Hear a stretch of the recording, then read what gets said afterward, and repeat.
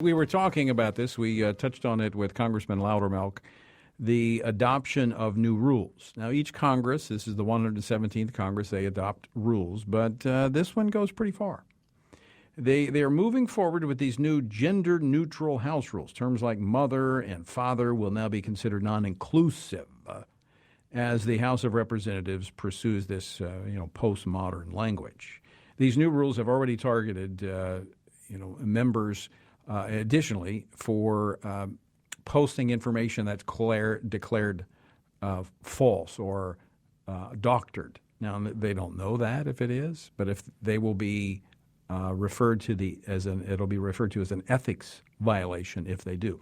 Now, Congressman Loudermilk made reference to a rule change that really hampers the ability of members of Congress to amend legislation. Because when a party controls, they control what comes out of the committees because they have the majority in the committees. So the House floor is often the only place that you can amend legislation. Well, that's been changed. In fact, here's a clip from the House Minority Leader, Kevin McCarthy, speaking to this issue on the House floor. I see my good friend, the Majority Leader, across the aisle. He and I have switched jobs before. I was the Majority Leader. For 8 years, never once was it ever debated that we would deny the minority the right to an amendment on a bill. Never once. I know the Majority Leader will stand up later and say, well, this has been changed time and again. Only by Democrats. Only by Democrats. Folks, you got to realize what's happening here.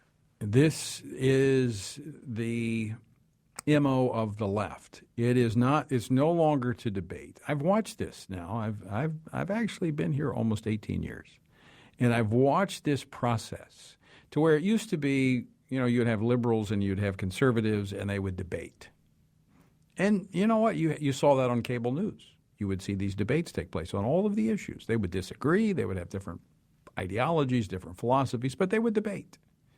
I did that when I was in office in the legislature in Louisiana. We would have debates over issues. We'd be passionate about it, but it wasn't personal.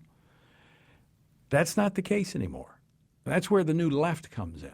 It's not about reaching consensus. It is about destroying people.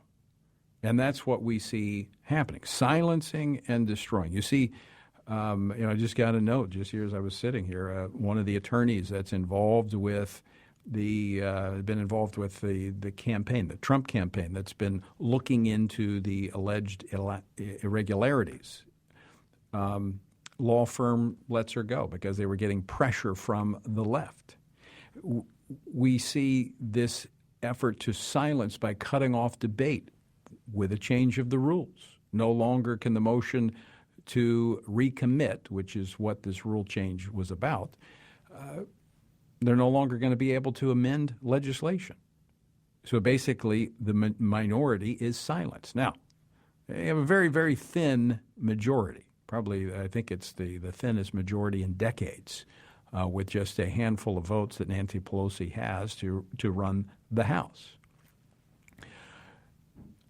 I'm very optimistic that in 2 years, given what she is prone to do and the Democrats are prone to do, hopefully, that we'll see a change of leadership in the House of Representatives. But they're going to do as much damage as they can in the process. I want to go to this issue of we're supposed to have Congressman Michael Burgess, but I think he got hung up. I think we've got Congressman Burgess on the line now. Congressman, welcome to the program. Yeah. Hey, Tony, how are you? Hey, Good. Glad you're able to join us. Just talking about some of these rule changes, talking about, I had a clip from Congressman McCarthy talking about how trying to silence the minority, keeping them from amending legislation. But I want to focus for just a moment.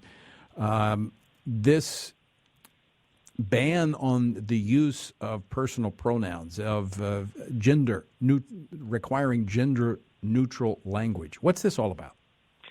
Well, again, it'd be a good question to ask the Speaker of the House because she got confused by her own prohibition or requirement for gender-neutral language when she started to refer to the freshman class, but then realized that well, she was using a prohibited term, and it really was almost comical toward the end of or getting ready for the swearing in. Look, there's a lot of very serious problems facing our country right now. This is probably not high on the list of most Americans to be where we need to put our focus. I would say not. We're dealing with a pandemic, a worldwide pandemic, and we're worried about pronouns.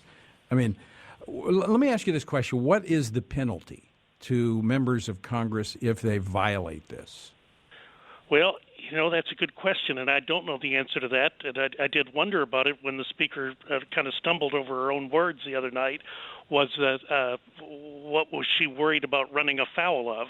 Are there going to be a fine, periods of being held incommunicado? I don't really know the answer to that.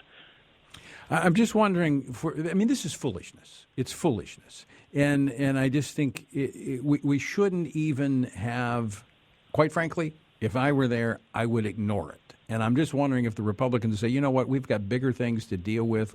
We're not even going to abide by this asinine rule.